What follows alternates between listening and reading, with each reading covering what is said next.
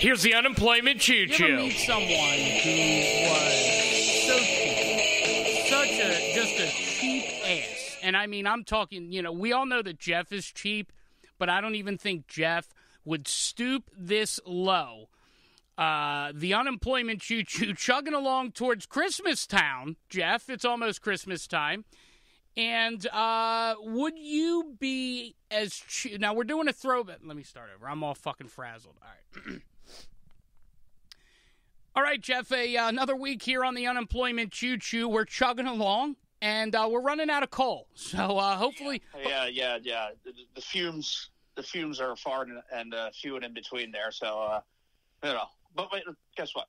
We're powering through. Right, pal? Yeah, that's right, pal. That's right, buddy. And you know what? We're powering through. And you know what coal makes me think of, Jeff? Oh, my God. You're really getting hokey here. Christmas? Christmas? Yeah, you got it. Yes. That's right. Wow. Yeah, come hire us, everybody. Yeah. Listen to these awesome teases. Yeah. Coal makes me think of Christmas. And you know what makes me think of Christmas, Jeff? What, Rizzo? Our Christmas breakup discussion that we had. And I think this is a perfect throwback because this, Jeff, is probably the week that the majority of the Christmas breakups are going to happen. And I actually, I'm against the Christmas breakup. I was against the Christmas breakup. I see the logic in the Christmas breakup. But there are, 31% of men who look to end a relationship before the holidays. It's mind-boggling. Well, I got to thank you for the percentage. Okay, so I'll make sure I jot that down. Jot it down. Put it in your Palm Pilot. Yeah, right into my Trapper Keeper. But I actually had a friend who did this, Anthony Albano. Now, he didn't do this every year, but he did do it once in a while. Say the relationship was kind of new in the beginning. What's new and in the beginning? 3 months or less? Yeah, 3 months or less, something of that nature. Right. What you would do, you come up with a reason, an argument, something that, turns into like a big brouhaha. Okay. So that you have to wind up maybe just putting a pause on the relationship, which is, what he would do. And he'd say, you know what, maybe the holidays we need to just spend time with the family, hang out with our family, do those kind of things. And then, then we'll try. Then, you get back together. You do the New Year's smooch. Okay. And then you're back into after the New Year, and you avoid the gift giving. So what you're saying is your friend Albano, Tony Albano, he would create a ruckus, and he would break off a relationship, maybe over something stupid, and then he would wait until the New Year and then kiss off the New Year and then start the relationship anew. That's what would happen. I'll tell you what, his mom made a very delicious icebox cake, by the way. Did she? And don't you think it would have been nice to have a nice young lady to share that icebox cake with? And I also do remember that one time that we were all hanging out, and he slipped in an adult video, VHS, I think it was, and he stopped and wouldn't say anything for about a minute. And we're like, what's wrong, man? And he said, that's my uncle on there. Wait a minute. Wait. I'm sorry. Wait. So Anthony Albano put in a pornographic video and then said his uncle was the star. And he was. Okay. And he would break up with people before Christmas to avoid the gift. Right.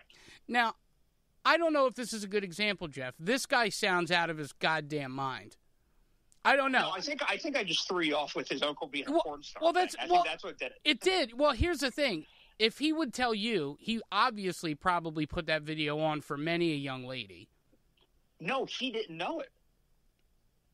Oh, and I didn't. It was a surprise to him. Wait a minute. So there was a surprise pornography VHS. You were there. Who brought the surprise pornography VHS? I don't know. We were weird teenage kids. You do those kind of things, and then I guess you do. Okay. So somebody acquired a VHS, and you guys are celebrating Christmas. You're watching this, but he's silent. Right.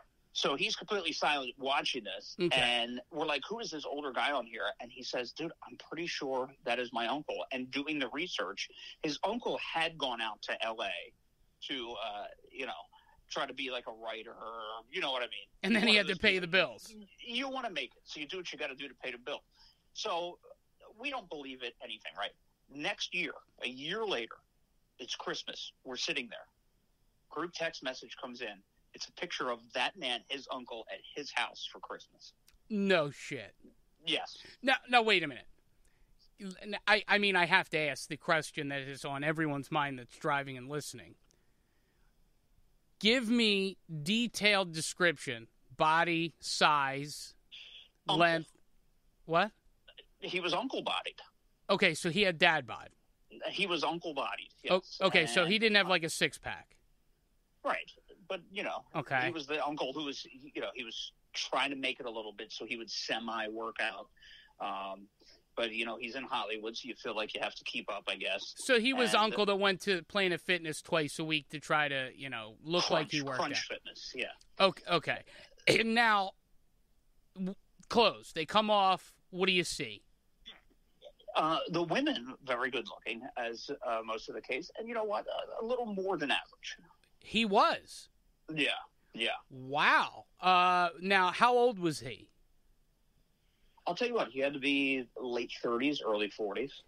Was he shaved, or was this during a time when there was, you know? You know, I mean, we're talking VHSs here. Okay, so this was not shaved. So it's hard to, you know, put the picture all together. I remember the scenario. I remember the man, mustache, by the way, thin mustache.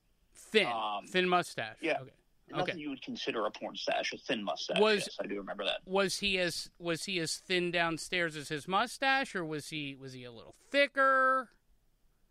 You know, if I remember him, I wouldn't think that he would go out of his way. I think he would take the all natural party into, you know, his work. Now, okay. So, and did he climax?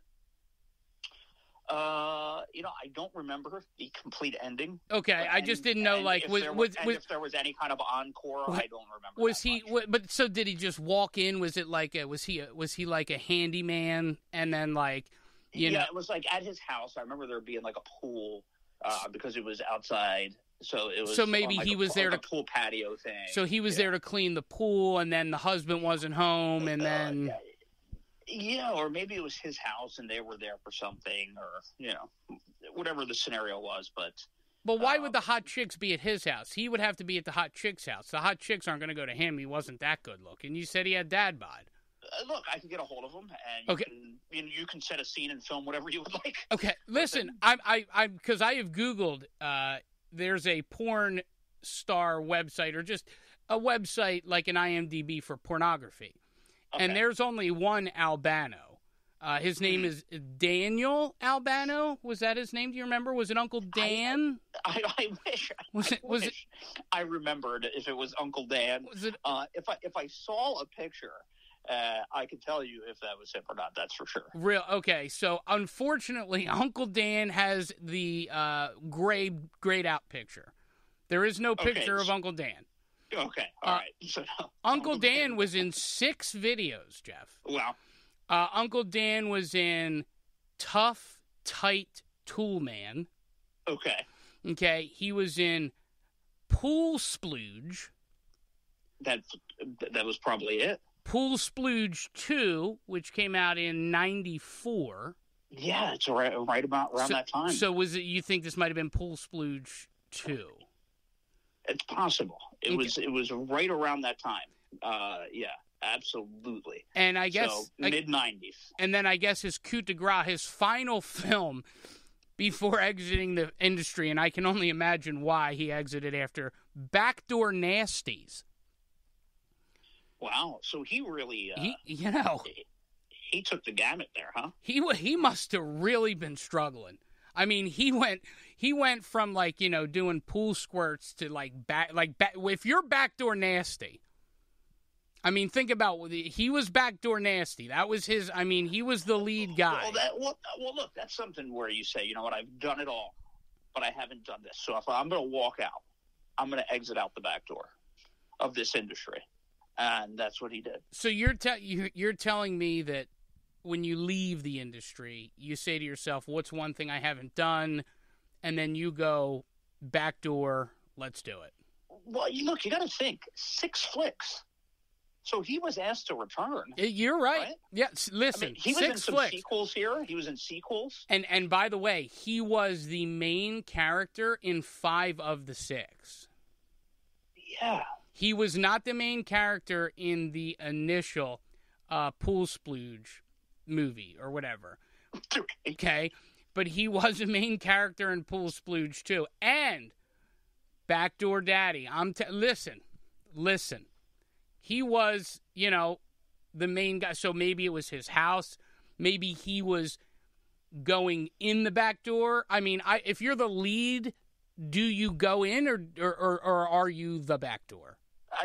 Look, I think that you are the star of the show when it comes to those types of videos if you're the lead and you're being sought after, right? Right. So they were coming to his house for something possibly, say they were coming and he was, like a Hollywood photographer. Okay. And, and they were coming to model for him. Okay. And, he said, if you want to make it to the big time, which, by the way, those things don't work anymore. If you want to make it to the big time, you have to, get on do the this couch. for me. Get on the casting couch. Right. And then Albano. I was going to say Uncle Dan Albano. I'll tell you what, taking care of business. And I couldn't believe it. I didn't believe it. And the story just went away. And then a year later, the text message just came through. And I think it was on Singular. You remember that? Singular Wireless. Singular yes, Wireless. I do. And boom, that went through. And we all saw it. We said, it's him. He was standing there in the flesh in the kitchen. Now, was he in the buff? He was not. No. He was just a part of the family. Now, see, is it wrong if you know that your relative is a porn star? Is it wrong to expect and to ask to see? Well, I always wondered that. Does that conversation ever come up? It's got to come up. It would come up in my house. If my Uncle Sam was a porn star, which he'd be wonderful. He would be a miraculous porn star. But I would ask him. I would say, drop the drawers. I want to see what I'm working with. Yeah, but when you get it, it's the holidays, okay? Kringle's coming to town. Yeah, so what? What when you're sitting around with the family, or do you pull them outside after a couple of glasses of Yellowtail, and then ask them? Oh, that's like, hey, I saw you, or you pull out the VHS and go, hey, I know. I'll tell you what. I think it's one of two ways. I think you pull him to the side first. If he acts weird, if he's a dick about it, if he's like, no pun intended. Right? Yeah, no pun intended. But if he's being a cock, then you say, I'm going to share this with Gam Gam. I'm going to share this with Meemaw.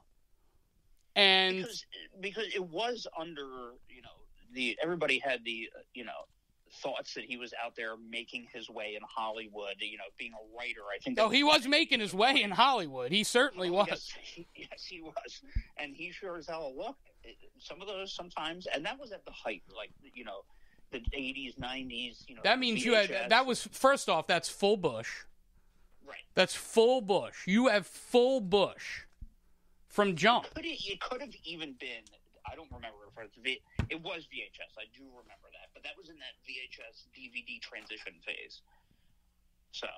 So let me ask you. You worked at a porn store. Do you still have any connects? I'll tell you what. I do have some friends.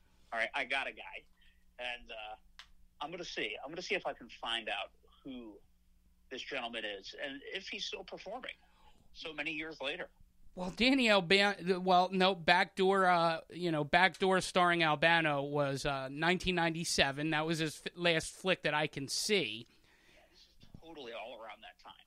Like, that really had to be it. 90, yes, mid-90s. 97, 90, yeah, when I was in, yeah. So then my question is, do we make it an effort to go find one of these lost classics? Do we make it an effort, and do we maybe share it with the listeners? I will guarantee you that they probably kept it and held on to it, because it's just something you do. If you know that it's your uncle, it's the one thing that you slip under the mattress and you hide, but then, when you move, you got to bring it with you. mean, you're the one.